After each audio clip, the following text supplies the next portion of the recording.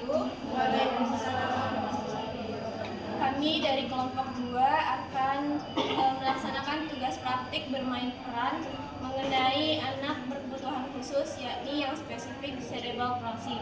Perkenalkan, nama saya Fatima, peran saya adalah sebagai guru. Saya Peggy Kartikasari, peran saya sebagai anak ABK. Saya Dia Putriawanska, berperan sebagai terapis. Saya Aniska Fernisa sebagai psikolog. Saya Rahma Yusafudin sebagai orang tua. Baik, perlu teman-teman ketahui bahwasannya cerebral palsy adalah salah satu kelainan otak atau juga lumpuh otak. Cerebral palsy ini bisa terjadi saat anak itu lahir atau setelah anak itu berusia di atas 2 tahun. Cerebral palsy atau kelumpuhan otak ini bisa sangat mengganggu aktivitas sehari-hari anak. Jadi cerebral palsy ada 3 tahap. Yang pertama di tahap ringan, di tahap sedang, dan di tahap sangat berat. Jadi ketika anak cerebral palsy di tahap rendah, mereka masih bisa beraktivitas secara mandiri, tetapi kadang kesulitan untuk menulis, kesulitan untuk berbicara dengan jelas, dan kesulitan untuk berjalan, tetapi mereka masih bisa berjalan sendiri. Kemudian untuk cerebral palsy tingkat 2 atau tingkat sedang, anak memerlukan bantuan dari orang lain. Jadi ketika mereka berjalan, mereka perlu dituntun atau perlu menggunakan alat bantu. Kalau cerebral palsy tingkat 3 atau yang sangat berat, itu mereka tidak bisa berdiri sendiri, tidak bisa duduk sendiri, bahkan tidak bisa berbicara. Jadi cerebral palsy memang sangat perlu penanganan. Yang pertama dari kesadaran orang tua, karena cerebral palsy tadi terjadi ketika anak itu lahir. Jadi sudah bisa dilihat ketika anak itu lahir, mungkin pertumbuhannya terlambat dari teman-teman seusianya. Jadi perlu kesadaran orang tua untuk membawa anak ke psikolog dan juga terapis. Kemudian peran guru di sekolah untuk mendampingi anak yang memiliki kelainan cerebral palsy agar bisa mengikuti pembelajaran seperti teman-teman pada umumnya. Dan peran psikolog dan juga terapis untuk membantu mereka menangani gangguan-gangguan yang dianggap terlalu memberatkan di kehidupan sehari-hari, seperti terapi bicara, terapi berjalan, terapi menulis, dan lain sebagainya. Oke, hari ini untuk anak kelas 1 kita mau belajar menulis huruf abjad ya. Silakan yang sudah hafal bukunya dibuka, ibu melihat hafal huruf abjadnya sampai mana. Yuk silakan ditulis. Ya Bu. Ya Bu. Bu Fatimah, mana huruf A? Oke, boleh tulis yang rapi ya. Sampai Z. Iya, sampai Z. Kalau hafal tulisnya sampai huruf Z. Tapi kalau masih hafal sampai huruf H tidak apa-apa. Sehafalnya dulu. Ibu mau lihat seberapa sih kemampuan anak-anak ibu yang pintar ini? Sampai D, Ibu. Peggy menulis huruf apa, Nak? Huruf A. Tangannya kenapa, sayang? Oh, tangannya kaku. Boleh ibu lihat tangannya? Jadi menulisnya susah ya? Iya, ibu bantuin boleh? Boleh, coba sini pegangnya seperti ini ya. Pegang yang erat ya, coba ditulis huruf A-nya. Oke, bagus. Coba dilanjut, bisa sendiri? Bisa. Oke, coba ibu lihat ya. Untuk yang lain silakan ditulis huruf abjadnya, tulisnya pelan-pelan dan yang rapi ya. Ya, Bu. Oke, sudah selesai semua. Coba dikumpulkan ke depan. Nah, hasilnya ibu mau lihat. Oh, ini Sally sudah ya? Ya, nanti ibu nilai ya. Peggy sudah selesai. Perlu dibantu?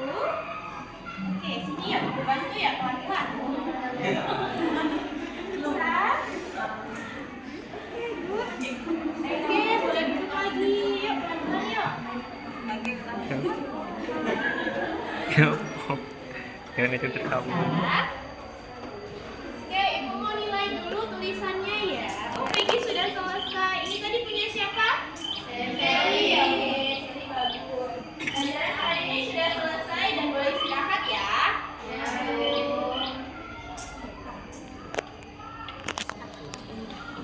Dengan luar biasa tugas kita tadi, bagi ibu saya mau membicarakan masalah perkembangan Peggy di sekolah. Apakah sekiranya ibu bisa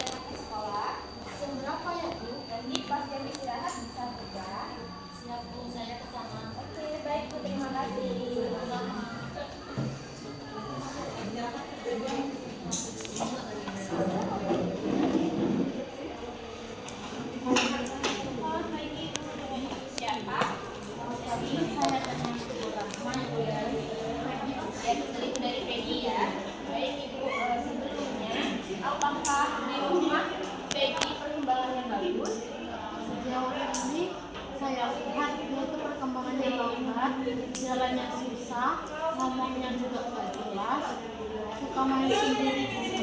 Gitu ya, iya soalnya setelah beberapa minggu ini kelas 1 ini kan baru pertemuan baru ya, baru siswa baru. Jadi ketika saya melihat perkembangannya Peggy itu tuh agak terlambat dari teman-teman seusianya. Jadi ketika dia pegang pena, dia mengunci itu tangannya katanya kaku, sakit, digerakkan.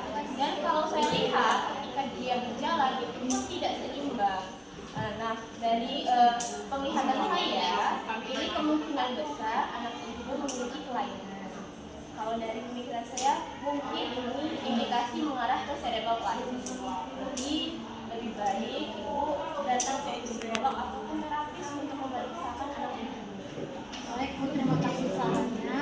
Saya sebagai orang tua merasa terima kasih kepada Ibu.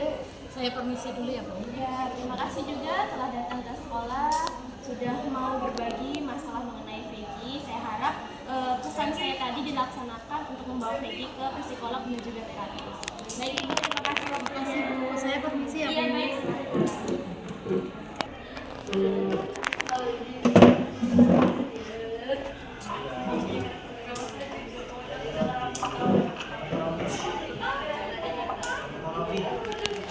Selamat siang Ibu Rahma, ada yang bisa Selamat siang Bu. Saya ingin berkonsultasi tentang anak saya, Peggy. Dia mengalami cedera palsi dan saya khawatir dengan perkembangannya, terutama di sekolah Bu. Baik, Bu. Terima kasih sudah datang. Jadi tadi Ibu bilang kalau Peggy itu bisa cerebral palsy ya. Jadi cerebral palsy itu adalah kondisi yang mempengaruhi gerak dan kondisi tubuh karena ada gangguan pada perkembangan otak kecil. Jadi wajar mengalami kesulitan dalam aktivitas motorik. Jadi jalan ya. Peggy itu kalau menulis tangannya kaku, jalannya juga agak sulit, kadang dia jadi lambat dibanding teman-temannya. Saya takut dia jadi minder Bu, gimana ya Bu? Ya, itu perasaan ibu wajar. Banyak orang tua juga merasakan hal tersebut. Yang penting sekarang kita harus Oh jadi ini memang bukan karena dia malas ya Bu? sama sekali. Ini bukan kemauan dia, tapi sama-sama fisiknya. Kita perlu mau. Ya Bu, kadang Peggy bilang dia capek dan tidak bisa seperti teman-temannya.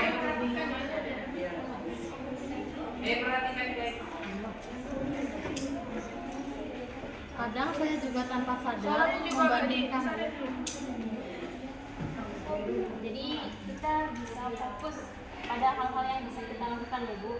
Di rumah ibu bisa mengajak Peggy latihan bergerak sederhana secara rutin, memberi semangat setiap hari, tidak membandingkan dengan anak yang lain, atau ibu bisa bawa si Peggy tadi ke terapi. Baik Bu, terima kasih banyak Bu Rizka, saya jadi lebih tenang.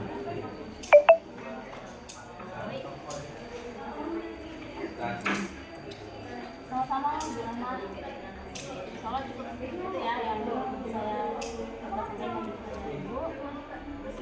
Itu hal yang manusiawi, tapi kedepannya kita coba lebih fokus dengan perkembangan diri sendiri.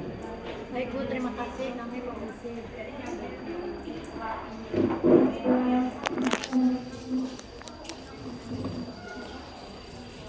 Selamat siang Bu. Ini ada berkas dari Ibu Rizka tadi.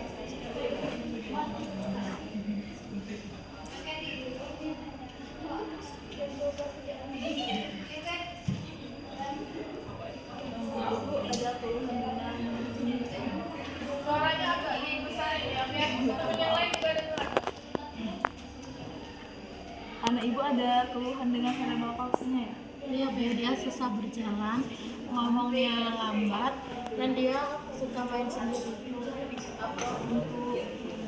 Ya, ada terapi fisiknya yaitu fisioterapis, yaitu fokus pada kemampuan motorik kasar untuk melatih kekuatan otot, keseimbangan, dan kemampuan duduk, berdiri, dan berjalannya. Coba.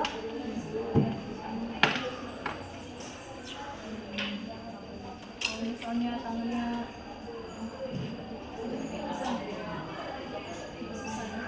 coba kita akhirnya melihat Kapan aku kamu melihat ini? bisa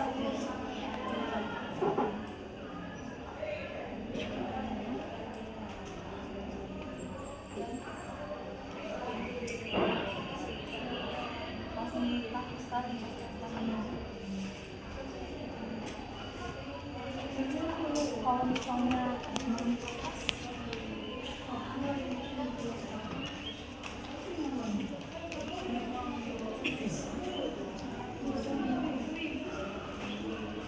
kalau untuk berjalan Coba kita coba dulu.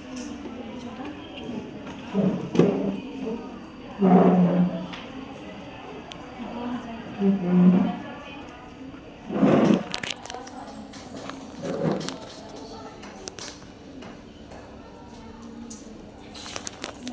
semuanya ya. Sekali lagi.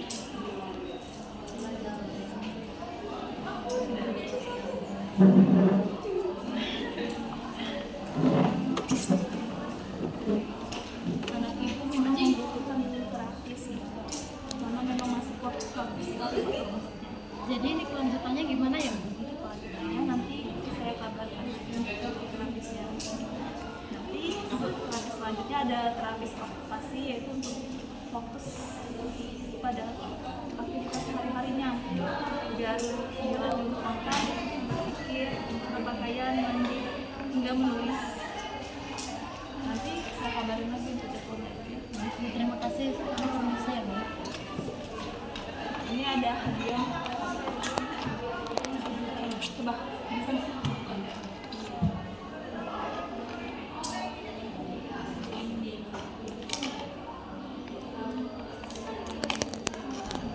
Untuk ini aja masih susah ya.